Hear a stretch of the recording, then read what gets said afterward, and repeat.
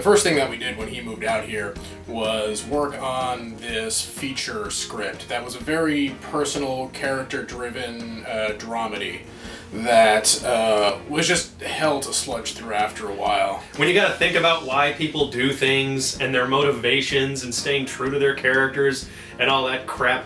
After we finished that, we just wanted to do something simple. Just something clean, simple, economic storytelling. The kind of thing that you can just kind of sit back and sip a beer and enjoy. A palate cleanser for us artistically, if you will. Exactly. Yeah. Around that time, too, we've been watching a whole lot of Masters of Horror.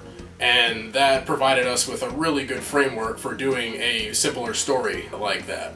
So, we started writing this short horror film, East Stackton. And just had way more fun writing it. When you're, building paranoia in a really cool way and then getting to this really awesome payoff at the end.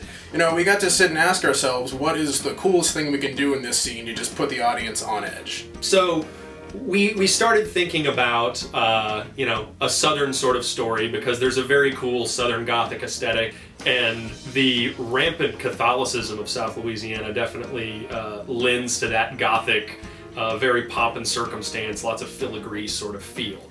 And then we started talking about Rosemary's Baby. It represents a kind of horror storytelling that you just don't see very much of anymore, and something we really wanted to get back to. In a very, very atmospheric. It kind of makes you look at, the gore in horror in a different kind of way. That and, more recently House of the Devil and, Play Misty for Me and films like that, where it's almost becomes relieving when somebody finally spills some blood because you're sitting there on edge the whole time, and it kind of validates the fact that you've been so uncomfortable for all this time. Because if they make you that nervous for 90 minutes and then nobody dies, it just means you're paranoid. But if you're that nervous for 90 minutes and then it turns out that all these people were agents of Satan, then all your suspicions are validated and it becomes this very cathartic experience for the viewer. It's a good feeling knowing that you're not schizophrenic. Yeah.